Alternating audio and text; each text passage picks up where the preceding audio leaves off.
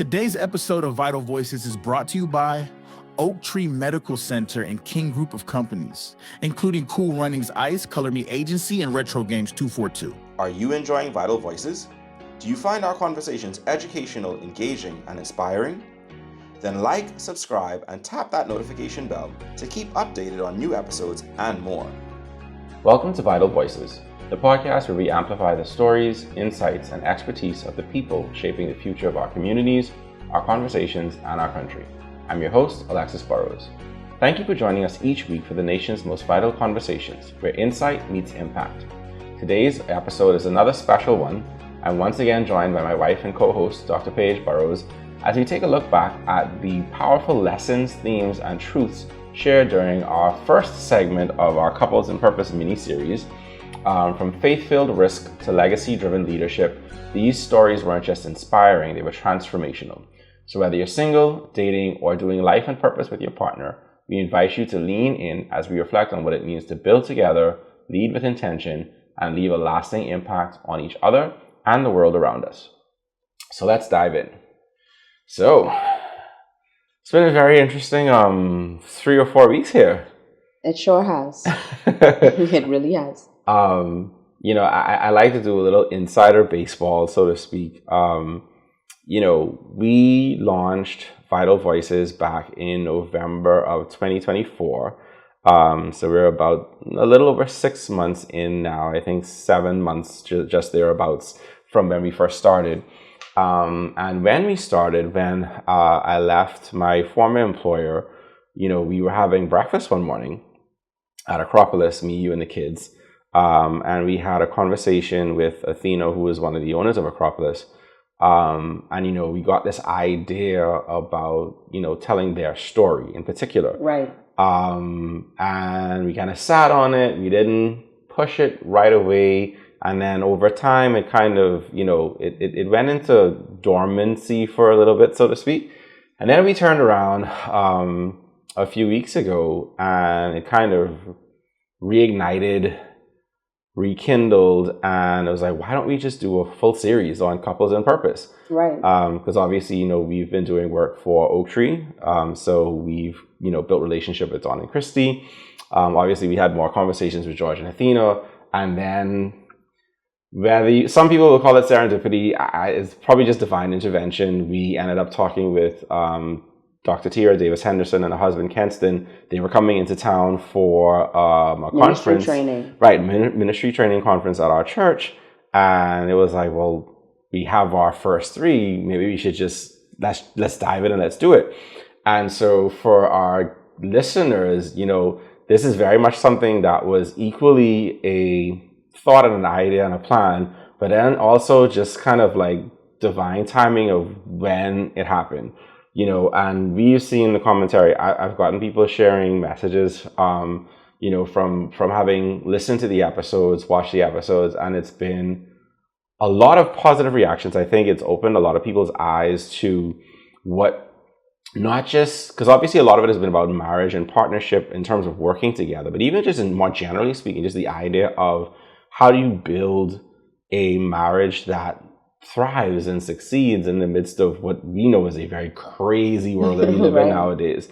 We talking about Dawn and Christy with 4 kids. We talking about, George and Athena saying they have 48 kids essentially. Tira and her husband they have their 1 kid, but they have a business that has them all over the globe. And so there's all of these different things that kind of come into play in managing that. And so it's been, I don't know about you, but it's been a very fun few weeks of having these conversations. I think it's been enlightening for us as much as it's been for our listeners.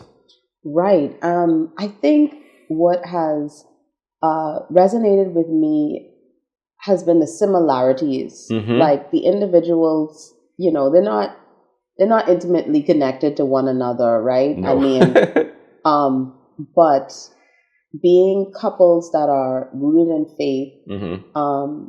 that share connections in business, that are purpose driven, there were some serious similarities between the way that they chose to do things, and the outcomes have been good. They've not been easy. No. They've not been a walk in the park. No. But but their outcomes are purpose. They're leaving legacies behind for their children and for the persons that they encounter. And so, and that they invest in, and that they invest in, right? Because that's another similarity. Each couple are investing in different ways, whether it's in their family, whether it's in their business, the people that they get in contact with, or even just their staff members. Like each group, each couple are intimately investing into the people that they come into contact with. Yeah, and they feel it. I think, one of the things that I think I took away from the conversations is the navigation of tough decisions, right? In a way where even as you listen to each couple kind of talk about it, none of them not on the surface it would sound like a tough decision, but as you hear them talk about it and discuss going through it, none of them came across as like, oh my God, this is like such a difficult decision to make. It's almost like these really difficult decisions became easy just because of the nature of how they work together, and I guess how they communicate, and how they go about the decision making process. So that was one of the things that stuck out to me, because we hear, unfortunately, so many marriages that are ending, that have gone through, and you sit sometimes on the outside, you're looking in and you're like, but isn't that something that you could have overcome? Yeah, like why did this end it? Right. Like, couldn't you have talked about it? Couldn't you guys have been a little more patient with each other? Or maybe the other side, like, why were they so stubborn? Right. You know what I mean? How come they couldn't see it your way?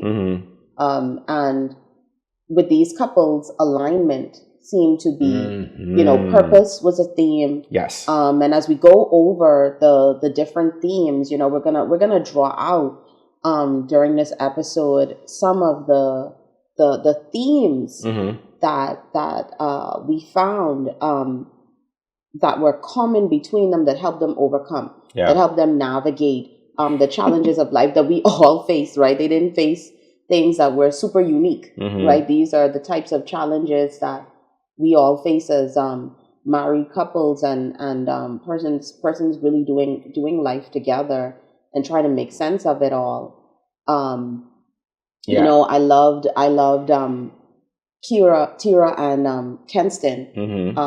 There's a quote I like when she said, "I can no longer settle for safe when I knew God was calling me to serve on a deeper level.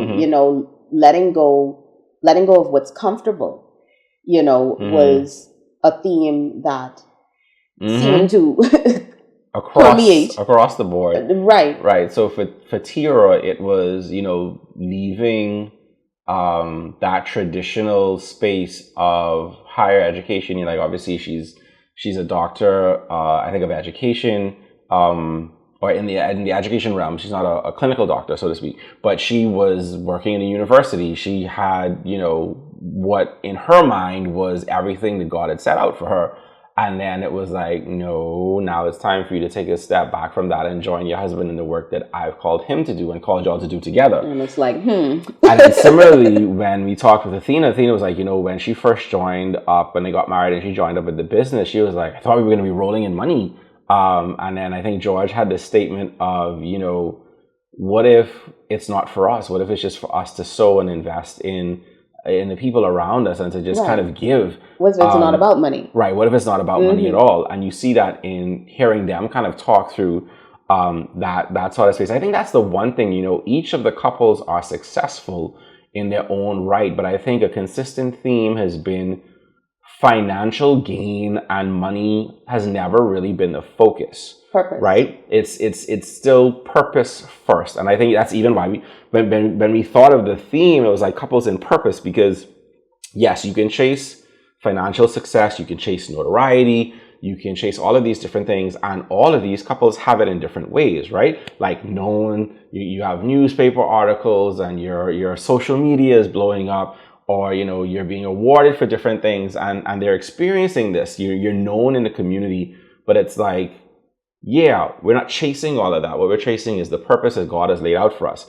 I think one of the interesting things for me going through the conversations was how many similarities we had to the couples in different ways Right. across the scope, right? Because like Tia had said, like in her mind, climbing that corporate ladder was the thing. And so for me, like I said in the episode, even from my perspective, I didn't even think about that when I was like, that was not my mindset necessarily when I came out of school and went into the workplace. But as I got into that corporate climb, it really did become it became this focal point for me. Like I went from manager to director in this short time and all of these things, and it was like, oh, you know, like I'm going to be in the C-suite soon, or it's things like that. And it's kind of like you become so intertwined with this idea of this is the way, and then God is like, but I'm calling you to something different, Right. you know. And so when Tira said that, I was just like, why did we have kind of a very mirrored experience in that, you know? And then similarly, it's like, you know, for you, you know, you kind of joined me in Right. building all of this out. Like people don't necessarily see it, but Vital Voices doesn't exist without your input. It doesn't exist without your essence, because from logo development from the very beginning, you know, choosing the name, going through all of those iterations, like all of this. I remember we were on vacation in Orlando right before the show launched, and we were going through, and I think we had already had a logo, and you were like, it just don't feel Like, right. And then you know me, I'm very stubborn. Like when I feel something is done, it's done. Oh, yeah. So I'm there like, oh my God, what are you talking about? Can we just put it out? Like, no. But you quite know, yet. ultimately kind of coming out on the other side of it, you know, it's turned into this very interesting thing where, you know, we go over questions together, and we go over guest ideas and topic ideas. You know, we go over like, what is the future of the show? All of these things we kind of go through together. And so for you, it's like, yes, you have a number of things that you are pursuing, you know, as a lifestyle educator, as a health and wellness coach, all of these things that you're building out that people may not be aware of in the background as it stands.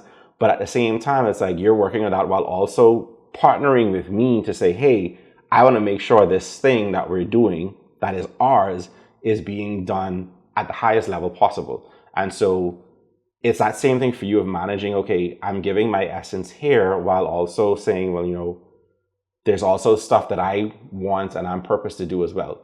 And Right. so what was that like for you, kind of listening through, you know, I guess for Tira Yeah. and for Athena and for Christy, because it's very Right. similar amongst the three of them. It was a lot of some interesting things. So I'll say, as a wife, right? Mhm. Just being like really transparent. Sometimes God, you have things, and you're like, I'm a ambitious person. Like I 100%. set out my goals for my life at a very very young age. I remember deciding, you know, at 17 years old, like, okay, so yeah, actually before that, maybe 15, 16-ish. Don't scare Like people. 15, I'm going to do medicine, right? I'm going to do medicine, and I want to meet my husband early. Like I prayed that price, like Lord, just grant me this. Don't have me out in the streets. I want to meet my husband early, you know, have these plans for my life, and I kind of want somebody to run through life with. Mhm. And that was my prayer. God honored that. Mhm. You know, we were friends. We dated for a really, really long time. A long time. Mm-hmm. Yeah. But 8 years. But you know, like through this whole time, a lot of it was, you know, helping me get through. Mm-hmm. Like medical school Mhm. together was tough. Mhm. So like looking at Dawn and Christy here on her side, I was like, oh, she sound Mhm. like Alexis. You know what I mean? When she said Right. sitting in the car waiting to drop off food, I was like, I know that life. And when I heard Tira saying like, you want me to leave? Like I have it all where I am. Like, you want me to know, leave now? right. And then me thinking like, okay, if I'm helping my husband and God is calling me to assist him and lend my gifts and talents here, and turn away from, you know, where I was and like building my career. That's what I was doing for Mhm. so many years, just Mhm. building me personally. Yeah. You know, in the hospital, residency, And then God said, you know what? You're going to turn to your family. Mm-hmm. Like a lot of this happened in the face of, much adversity for myself and Alexis. But, he's like, you're going to turn to your family. So I'm like, but God, I'm feeling good now. I got to get my life back. I got to do my thing. I got to get back to me. I'm figuring it out. I got to get back to me. I got to get back to my life. And Lord is like, put your eyes on your family. Yeah. First. And I was like, initially. And so what I noticed was, a lot of the wives, like Tira, she's a PhD. She's, chief, reached the top of her game. You know what I mean? Christy, accomplished female as well. You have Athena, accomplished female, well educated. Multiple high degrees, position, you know what I mean? And Christy's these a CPA, things, right? And like the Lord is just like, hey, go and support your spouse first. And I said, you know what? But I don't do like Alexis is a techie, okay? I am like a Flintstone, like, you know what I'm like. I cannot help him with this stuff. But you know what's funny? So this is what's funny, and it actually leads into our second point, which is this concept of co-leading, right? What you saw with each couple is both sides of the coin have their strengths, and they lean into their strengths, and that is a part of their success. So Dawn isn't trying to do what Christy can do better. Christy isn't trying to do what Dawn can do better. Same thing. George isn't trying to do what Athena has a better handle on, and she's not. Kenson and Tira, same thing. So I think there's a couple of things to unpack there. I think the first thing, though, is just to take a step back to what you were talking about just now.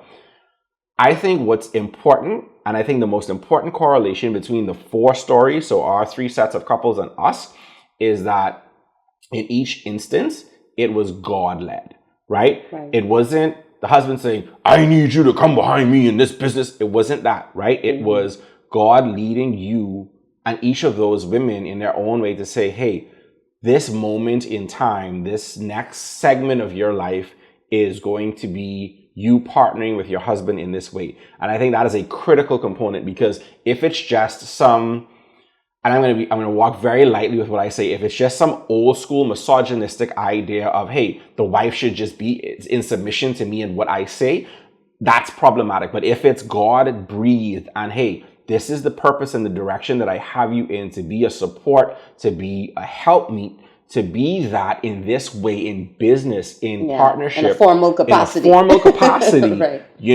Then that's very different. But I will say, like I said, I think that the concept of co-leading is we lean on our strengths. And so it's weird for me. I operate in a very creative space. A lot of what my work has been and continues to be is very much in a creative space. Right. And I have a creative brain, but at the same time, I'm not necessarily like the best at starting from scratch with an idea, right? So it's like, I'm good at, you come to me with like a half-baked idea and I can help take you over the finish line. Or you come to me with something that's like, I have the idea, but I don't know how to execute it, right? I'm good at taking that sort of situation and moving it forward. But in this space where a lot of times I lean on you is in the ideation space. It's in that initial thought process space, because you are so good at literally thinking up something out of nothing. From scratchness. Like literally from scratch. And so it's funny, and I don't feel a way saying it, because it's our truth, right? And similarly, like I'm not going to step on your toes by saying it. You're not necessarily a technical person, right? Mm-hmm. So when you're talking about launching your thing, and it's like, oh, I want to launch this thing, or I want to do this thing, or I want to do like social media and all those different things, or even like, okay, so I think I might want to start up my own podcast or a sub-series on Vital Voices that's just mine. It's like, okay, so you're not going to technically sit down and figure out, how do I plug this thing into the computer? No. How do I make sure my levels are right? That's not going to be you. And so, I'm never going to try. And so we lean on each other in our strengths. And so this concept of co-leading, and I think one of the funniest comments throughout the whole series was when I think George said, Athena's going to take care of the payroll, she's going to take care of the scheduling, she's going to take care of all that stuff, and I'll just fix what's broken. So if there's a water pump that needs to be changed, I'll go and fix it. If there's a roof tile that needs to be replaced, I'll go and do it. If there's a piece of the wall that's broken out, and that's so they lean on where their strengths are, and I think that's a core thing when you talk about working together in business, in partnership, in purpose in that way. You have to be able to set egos aside and not feel like, especially when you've worked so we've both worked independently in our own spaces. Yeah. You as a physician stomping around the hospital, making your decisions, writing up your charts, writing up your notes, writing up your prescriptions, doing follow-ups with your patients, seeing them in the clinic, the whole nine. You was that, right? And I was in my space setting out marketing campaigns, shooting commercials and writing out campaign schedules and leading a team and doing all of these things. And so we were very much working as two independent souls in the corporate space. But then for this season, and what feels like for the foreseeable future of our lives, it's like, no, I want you guys to build together.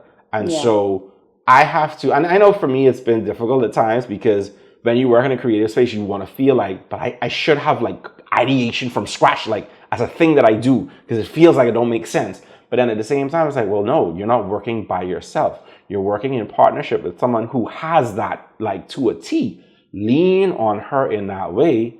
And then what you will build together, because it's yours that you're building together as a couple, becomes exponentially more than it would have been if it was just you. Or even if you were trying to pull somebody else in to be ideation. Because it's like, why do you need that when you have that in your own four walls that you live in? Right. It's like what we always say is the season in our life. We say we have to use what we use what we got. We use what we have. Like this is the season it's where use what you have. We have like, this is our rule. And so we're like, if you and I have it, the Lord is showing us that we need to pull it through together. We need to figure it out together. And so, we've been, it's giving MacGyver, right now in life, but it's been beautiful. There was something, it wasn't on the show, but it was beautiful to hear Athena, she said, George is the smartest man she knows that I have ever known. And they emphasize, in the show that he has, he's self-taught English, wanted to be a doctor, and I know he has the smarts for it. For sure. Listen, for sure. We have two small 100%. We have two small children, and English is their first language, and learning English is still difficult. It's still so rough. I just want you to self-taught understand English. I need our audience to understand that self-teaching yourself English when you come from an entirely different land is actually incredible when you think about it. Yes. And it's one of those things where, when she says that about him, and he says, I could, like she took it to the next level.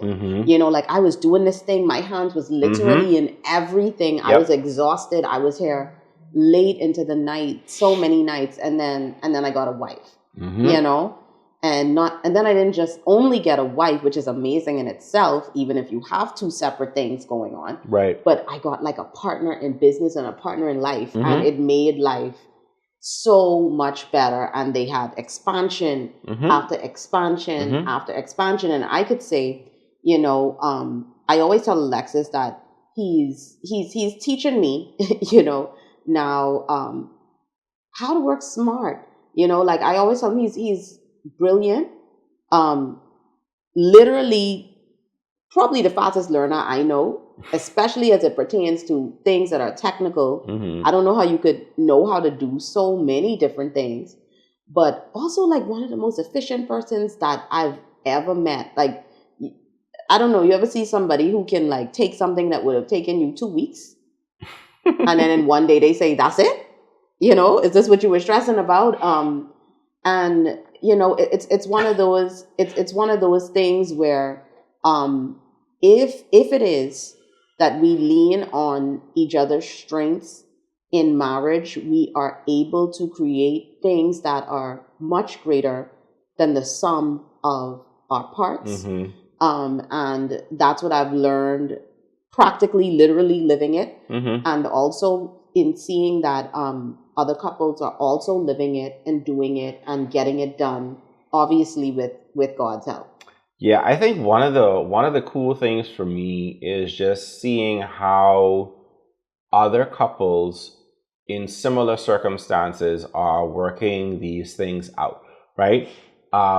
We have obviously, like, George and Athena are an older couple. Obviously, they got married relatively recently in the grand scheme of life, but they also experienced a lot in life, right? And then you have Dawn and Christy, who've been married for a little bit. They have 4 kids. They have all of these things that they're trying to figure out how to manage. And then, like I said, Kenston and Tira, they have a business that takes them all over the world. They'll be speaking, halfway across the world tomorrow, and then back in the US, today, and then back in the Bahamas next week. And so there's all of these things that you kind of have to figure out, how you work that together, and how, you make it all make sense, because that's a lot of life, And so hearing them each kind of talk about how they essentially make room for the other person's giftings and their talents and their strong suits to come out, it's a beautiful thing to hear. And I think it's been encouraging for us, but then also, I imagine, like I said, for our audience, kind of seeing some of the commentary that we've gotten over these episodes. As we move along, I think one of the other interesting things for me, going back to the first part in the series with Tira and Kenston, they talked about this, how spiritual warfare for them showed up as like confusion or conflict right before a breakthrough, or right before, God was about to do something interesting, or they were about to go out and do a conference or whatever it was. And I remember in that conversation, we've experienced the same thing. Mm-hmm. Like, even the day of that recording, like, we had gone through so much work to try and, like, coordinate this. Organize everything. Like, Scarlett was out of school. Like I said, we have 2 young kids, so we have 2 babies, and we have to figure out, somebody has to be able to watch them because we're doing the show together. Like, and so all of these things that we kind of had to work through. And then you just have this one sneaky thing that gets in. And for me, it was, I said something in the lead up to it to a third party that, came across as very rude. And we had to kind of work through that, because it's like, this is the only way we can make this thing work. So you have to be mindful of how you interact with people. And so even in that, we could see in the moment, yeah, we've seen that. We've experienced it. That wasn't the first time. But, I think that's an interesting thing to kind of point out for people as well. If you find that pattern, because it can really become a pattern, and you see that it usually happens right before either you're getting ready to do something, or there's an opportunity that you're kind of discussing or working through as a couple, or something along those lines. And right before that breakthrough. Right before that breakthrough on the other side, there's this stirring up. And I think Tira said it herself, a lot of times it's small, silly things. It's not even necessarily like a knockdown, drag out, we have like a world-ending conversation. Right. It's not like that. It's sometimes really simple things that the enemy just kind of sneaks in there as an opportunity to kind of create dissension or create distraction away from what God might have purposed in that moment. And so I think for us, we had already started to recognize the pattern even before we had that conversation. But it was interesting to hear another couple say, hey, like we've walked that. Every time you've gone somewhere to speak or whatever, there's always been something before. Yeah, something impeding the situation. And, it's 12 years of marriage is what we have. That's a long That's sick. We've been together 20 years. But we've been like a couple for 20 years. 2005. And so we know each other pretty well, the terrible parts and great parts. And what I've learned in having to do life with... You learn a lot about a person in 20 years. You learn a lot. And, it's one of those things. I guess we've been together longer. Oh, wow. Longer than we've been apart. Yes. So... For sure. It's kind of difficult picturing your, adult life without navigating, for me, like issues that come up in I'm not that much older. It's the same for me. I don't know, from your generation. Just kidding. are literally 2.5 years apart. Stop it. But you know, I've learned that spiritual discipline is how you get through spiritual warfare. You gotta know. You gotta know what. And it's being able to recognize that it is spiritual warfare. Yeah. I think sometimes we, as humans, people with fragile sometimes egos and emotions, we can get really hyped up on the emotion and be like, no, but I feel, right? But then when we step back, and we've had this happen, where in a moment, in the heat of a discussion, in the heat of, you know, meaningful or impactful or important conversation, you feel something so strongly. And then when you revisit the conversation a day or two later and you realize, yes, there was that feeling in the moment, but how much of that was really like real? And how much of it was, okay, I got caught up in the emotions of how I felt in that moment, but in all honesty, you know, there was just this is the actual thing that I was concerned about. This is the actual problem. Right. That's and then my feelings kind of went running a little too far with it. Right. We try to find what is the real issue. Yes. So that's kind of like, you know, our thing now. And then what is the purpose greater than us? Mm-hmm. Because like, what is the purpose that's greater than my feelings in this second? Right. And that kind of brings us, you know, around to remaining in purpose. Mm-hmm. It brings us back to the point. And I noticed Tira and Kenson, they were like saying, you know, what they called it, intense fellowship. That was hilarious. You know, but in all honesty, it's one of those things where you have to realize that in marriage, you're gonna have that. You're gonna have moments of intense fellowship. The persons who are doing things that are purposeful all day, that have successful businesses, successful marriages, who are successful in walking in the faith, they're experiencing the same little annoying things that you you are, that I am. You know what I mean? But what they're doing is they're staying focused. Yeah. They're staying disciplined through it. You know, what did Don? He spoke he said he had 5. His 5 tenets. Yes. So I think it's faith, obedience, discipline, vision, and is it sacrifice? I think is the 5th one. Right. So he has the 5 tenets. I think it's the 5 tenets, and you know that discipline and that sacrifice, it hits. Mm-hmm. It hits in marriage. So you know, you obey the Lord, you stay focused on your faith, obedience, your mission, vision, sacrifice, and discipline. Right. Yep. Right, and you sacrifice, and sometimes you literally are sacrificing your right to act on those feelings. You feel them, you accept them, and you push on anyway. Like you push on anyway because you have a purpose together.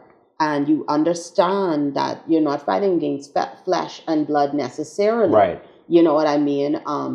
You're fighting against this person's upbringing, nature, their, you know, spiritual forces that are pulling them. Right. And you end up with empathy, you know, for your partner. Mm-hmm. You end up with focus, and you don't have to ignore what you're feeling. You don't have to ignore your position or point of view, but sometimes you willfully put it on the altar for the sake of purpose in that season, and ask God to help you navigate it as you continue to fulfill your role, which is your service to God. And I did notice that that was something that was common between the couples, regardless of who took on which role in conflict. And I think, you know, there's 2 quotes I wanna plug here before we move on. And I think it was Tira that said it in the episode with them. She said, you know, when we realize it's a tactic and not a truth, we don't let it steal our peace. Very important. And I think that's an important reminder. So when you recognize in the moment that something is a tactic of the enemy and it's not a truth, and I think that's a good thing. You have to filter these things. Is this something that's true? Or is this something that is just a tactic being used as a way to drive us off course or distract us just a little bit so we just slightly out of timing? Right. And then the other one was a comment that Don made. You know, he kind of paraphrased the scripture what does it profit a man to gain the world and lose his family? I think that's another thing, because as, to varying degrees of notoriety, each of the couples kind of exist in that space. You have to recognize what's important. And I think in each instance, all of the couples kind of, they came back around, and they kept referencing, what we are as a couple, what we are as a family, what we are to, for George and Athena, the 38 families and now the 48 families that, they are supporting through their business. That becomes very critical, because you are sowing into these people's lives, right? And so, it brings us into that conversation about legacy, which is also a common theme across the three conversations. Like I said, I think one of the coolest things, and I think we mentioned it earlier on in the episode, when Athena was talking about the first few months after being in the business and looking at the financials, and George saying, maybe God has us here for these 38 families. It's not for us to build up some mansion in the hill, or to have a second home in the family. Like, maybe it's not that, but it's to help. Because I think the numbers, I think they said 86% of their staff are 25 or younger, if I recall. They have, and I don't mean this disrespectfully, they have a bunch of babies. They literally have a bunch of young people that are working in their business. And you hear them talk about it. These are, they're sowing into their lives. Like for George and Athena, actually, this is funny, because them and Dawn and Christy with Oaktree, they both have subscriptions to Right Now Media that their staff members have an opportunity to engage in. And they get to learn, whether that's skills for business, skills for life, skills for their faith. All of those things are kind of built into that space. And so you're sowing seeds in this way where it's like, yeah, this isn't just about us. We're investing something, because the staff don't have to pay for it. The business or the couple pays for it, and they have this opportunity. So for like George and Athena, there are people, have this ability to learn and grow spiritually, practically, and have an opportunity to kind of create better for themselves. They talk about, in as thinner margin business that the restaurant business is, they always have room, and they always make room to be able to give their staff raises, because they also have their own families that they're supporting and they're helping to take care of in one way or another. And so it's that sort of investment. We know people who have worked in Oaktree who were, working, but also being supported in pursuing further education in order to enhance their skills, to be able to offer more, and to be able to not just be, frontline or that type. Like, I can get a skill and I can become something more. And so it's kind of that same idea of, this is not just about us. This is about how we can help the people that we are intimately connected with. And then obviously for Dawn and Christy, it goes into the community space as well. $300,000 to Carifta, and $300,000 to another program, and $50,000 to this youth program and this sports program, and all of these things, And George and Athena, they don't talk about it so much, but they also give back to the communities in different ways, right? To some of the children's homes, things like that. And so you see with all of these couples, for Kenston and Tira doesn't forget about home. She's a born and bred Bahamian, grew up, went to SAC, graduated, went off to school, did her thing, but she's not forgotten her home country or home church. So this is now the second year that they have come back as a couple to sow into people who are leading and in ministry in our church, which is a beautiful thing. So in all these different ways, they are trying to build out a legacy that outlives them, right? That it's not just about what I can build up for myself. I think one of the coolest things Dawn said was like, at the end of the day, I want my legacy to be for our kids, that they know Jesus. Yeah. That they recognize him as their Lord and personal Savior, as, their everything. And therefore, that is the most important legacy that they can leave. Not, someone's going to take, one of the 4 kids is going to take over Oaktree one day, or they're going to expand it into something more, or they're going to take it into the islands. No, but it's like, no, at the core, and you see the proof is in the pudding. And so that's a really cool thing. You think about, because people talk about legacy so much, this concept of legacy, right? And I think it's become such a worldly concept. Like, how much properties can I leave? How much money can I leave? Now, granted, I'm not taking away. Scripture says, I think it's a righteous man, leaves an inheritance for up to the second, third, fourth generation, something along those lines. And so the idea is, yes, that is very much a biblical concept. But at the same time, if you leave them all of that, but you don't leave them with an understanding of why it's important to follow Jesus, or an understanding of why it's important to, even just in practical things, understand how to manage conflict, understand how to manage relationships, understand how to manage finances and all that. Because you could leave all of that is a part of legacy. Is legacy, right? It's one of those things where it was watching the way that, because at least, with our Acropolis time, we were able, and we are able to watch the staff interact with them. And it's weird when you can already see a legacy. You can already see the honor and the respect and the value that is mutual between the persons that they work with that are their family. They say, this is my family. Yeah, because they got George a Father's Day card. Yes, and they wrote in it as though he's their actual father. Like, that is the level of relationship. Like it's like a family. And persons who are like, listen, I left, but can I get back in? You know what I mean? And it's one of those.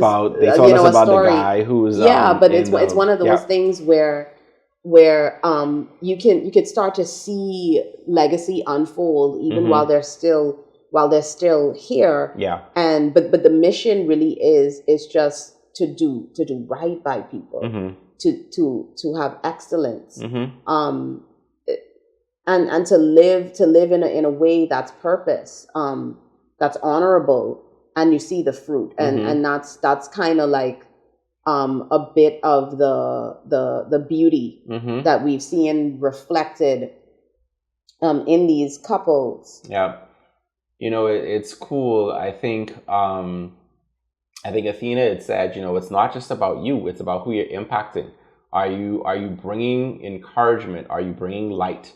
And then also that, they've experienced the love and grace of God. And so they want that to spill over into everything that they do. And that, again, is a kind of a recurring theme across all of the episodes. Right.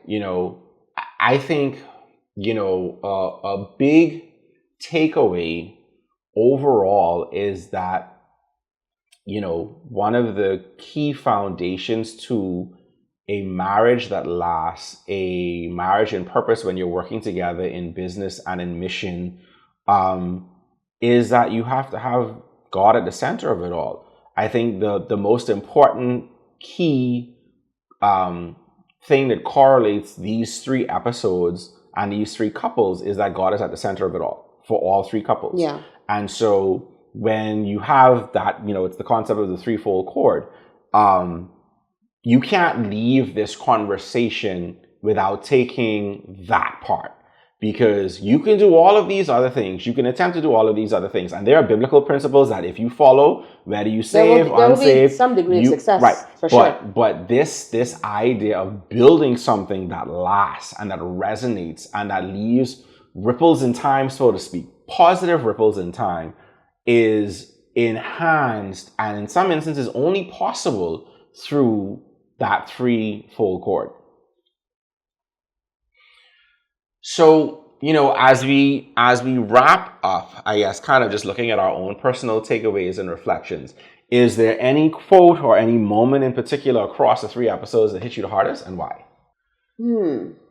That's kind of... They were all so good. That's tough. But I would have to say what really touched me was when, Tira discussed her journey, and maybe because it resonates with me a little bit, being willing to leave behind what's familiar. Being able to, in certain instances, divorce your identity to create a new one in an unknown space, in an unknown land, where you have to stretch yourself. Okay. It resonated with me when she was so, not necessarily a quote, but when she was so transparent about the difficulties when it comes to divorcing a previously strong held identity. And for some that might be even going to commit, like everyone who's listening may not be married. Right. But even in going to commit to being married, it's like you divorcing your old self. You listen to all these things, you're like, well, gee, you know, could God possibly call me to leave what I would never leave what you know what I mean? What I'm doing and drop everything and join, you know? Yeah. You know, Mr. Jonathan, I don't know. There may be a Jonathan, but but really to join him in his walk. But you know, watching her journey and leaving everything that was familiar, but then also still settling into being completely herself. Completely herself. Yeah. At the end of the day, is a testament of how it really works to follow God into the unknown. Yeah. Marriage is an unknown. Business is the unknown. Family is an unknown. Having the kids, that changes and shakes it up. That's the unknown. It's difficult. It feels really hard. It feels really scary. You feel like you're going through a death. Yeah. But at the same time, when you do it though, yeah, she's glowing now. Like she's walking in purpose. She was glowing before, but she is walking in purpose in a whole different way. And whereas both of them were shining before, they are beaming. They are glowing now. And it's an amazing thing. So, you know, their story kind of showed me something that, you know, that I'm not alone in walking something that is unfamiliar, while also leaning deeper and deeper into who you really are. I think, you know, just to piggyback on that a little bit, I think what was most telling about that for her was, you know, the vision that she had was one that it was fully hers, but it was also something that was instilled by her dad. And so that was a big part of, I think, you know, you kind of listen to her talk about it, that was a big thing, because you're holding on to this thing that you grew up with from a child that is like near and dear to you. And it's like, you know, my dad and I sat down and we talked about this and we planned it out and we said, this is how it would look and this is where he would want me to get to the highest. And so that is a lot to take a step back from, you know, and then especially like her dad passed recently. And so you look at all of those things and it's just like, that's a lot to take a step back from and say, I'm doing this, because it feels so different from what you had envisioned, probably same way as you from 13, 14, 15 years old. Yeah, I had this all mapped out. Right, you had this whole plan, you know, and now here you are and God is leading you into a different direction, which goes back to my point from earlier. If it has to be that God is leading. It has to be that this is purpose driven beyond just you and your random machinations in the middle of the night, right? Right. Or the pushing of someone else. It has to be that this is God leading you to it. I think for me, the conversations around legacy resonated with me the most. You know, Tia and Kenston said, you know, this isn't just about us. It's about building something that outlives us. You know, for Dawn and Christy, they talked about, you know, when you look back, we want our children to be able to say that mom and dad served God first and everything else came after. And then you look at, you know, George and Athena, again, that idea of it's not just about you, it's about who you're impacting. Are you going to bring encouragement and light? And so I think for me, you know, it caused me and it's causing me to sit back and say, you know, how much of what I'm doing, how I'm approaching life, how I'm approaching my family, our work, how much of that is too now focused, right? Like we have to sort out the finances at the end of the month, or we have to do this, or we want to plan for this, and we want, and how much is it? And I think that's why this series has been so important for me, because you see the impact that conversations like these can have on people who are single, people who are newly married, people who are getting married very soon, Somebody said, they started listening to it by themselves, and they was like, no, and they grabbed they grabbed their boyfriend to come and listen to it with them because they were like, no, this is too important. I think this us. We need to listen to this together. And I think for me, even little things like that is the ability to have stories of people who have God at the center of their relationship, God at the center of their business, who are working together and building something that outlasts them, whether it's predominantly in their business, whether it's in their families, or whether it's in the larger in the context of the larger world.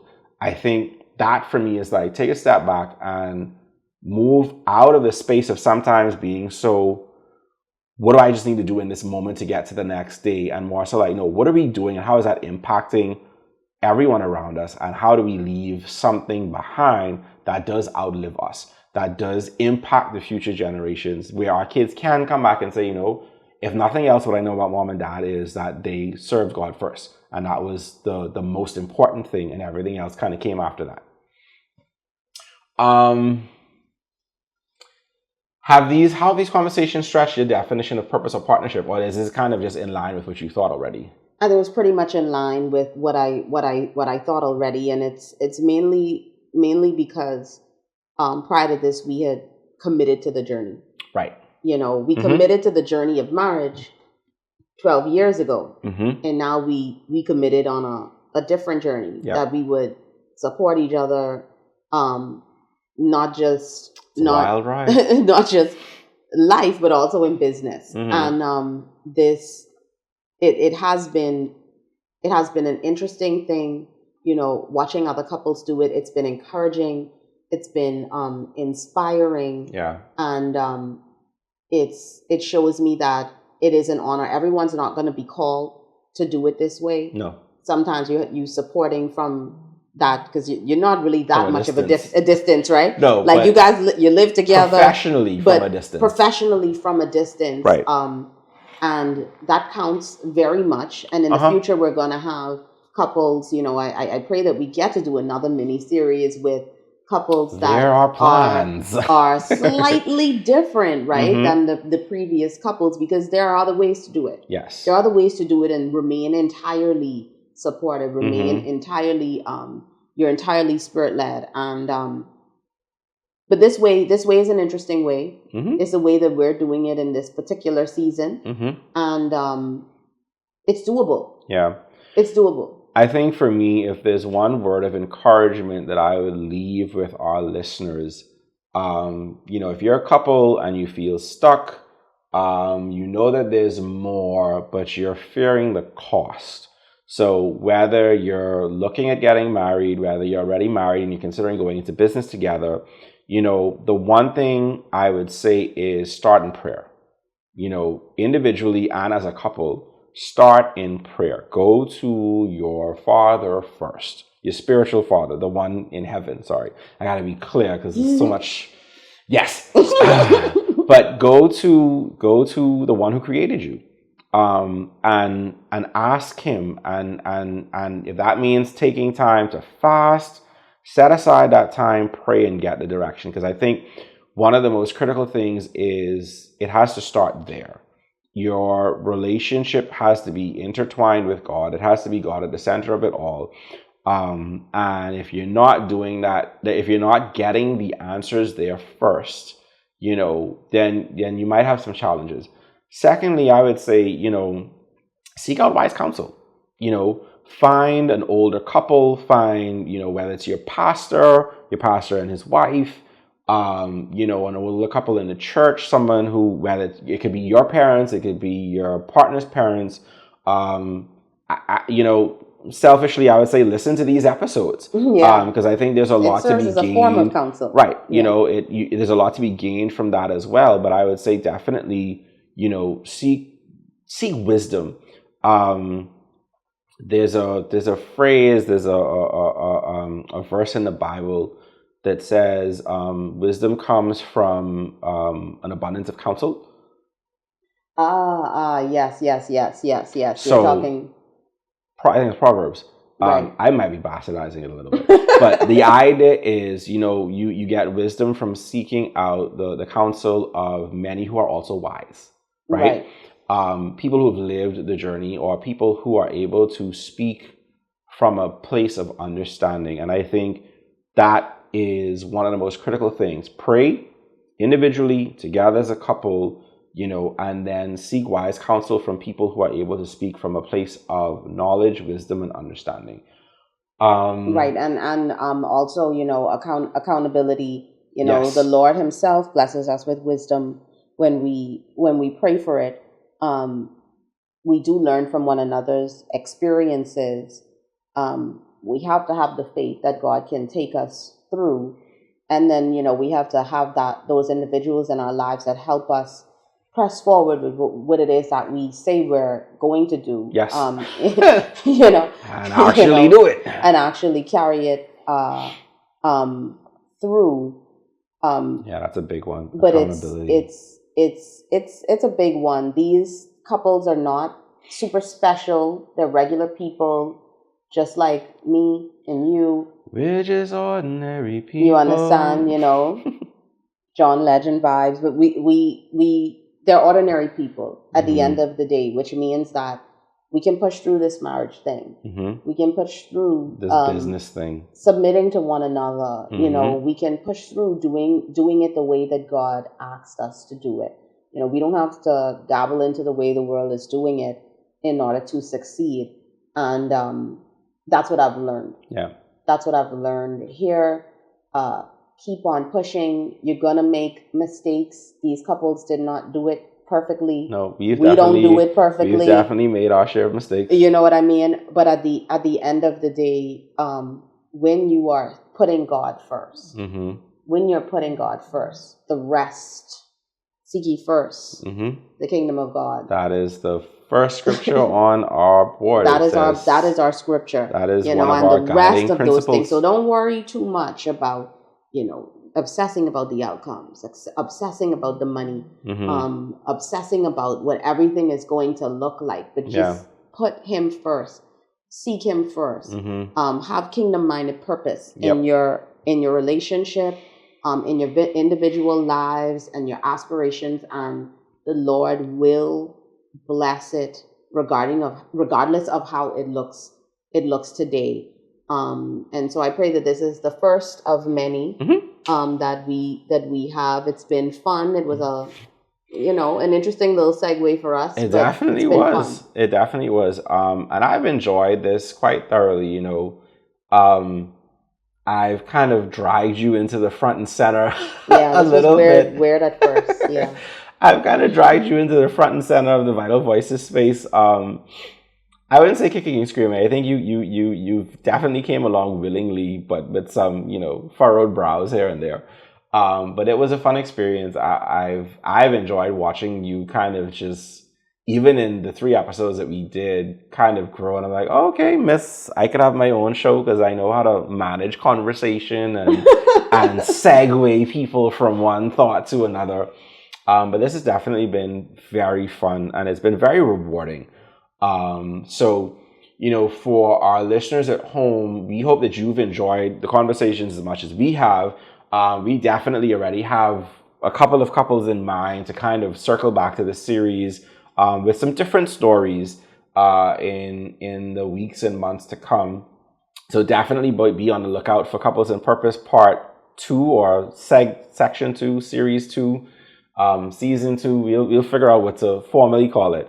But I hope that at the end of the day, these have been conversations that are impactful for our listeners, and leaves them with things that they can take away and, start to utilize and bring into their everyday lives. So thank you all our listeners for joining us, each week on Vital Voices. Thank you to my wife for being my co-host for the past 4 weeks. You're welcome. And shameless plug alert, our guest for next week's episode of Vital Voices. So she's gonna take a slightly different role next week. But again, thank you for joining us each week on Vital Voices for the nation's most vital conversations where insight meets impact. We hope that today's reflection stirred something meaningful in you and reminded you that purpose is always better when shared. If this series spoke to you, share it with someone who needs encouragement or direction in their own journey. And until next time, as always, stay informed, stay connected, stay well, and stay tuned for our next Vital Voice, Dr. Paige Burrows. Are you enjoying Vital Voices? Do you find our conversations educational, engaging, and inspiring? Then like, subscribe, and tap that notification bell to keep updated on new episodes and more. We'd like to thank today's sponsors, Oak Tree Medical Center and King Group of Companies, including Cool Runnings Ice, Color Me Agency, and Retro Games 242.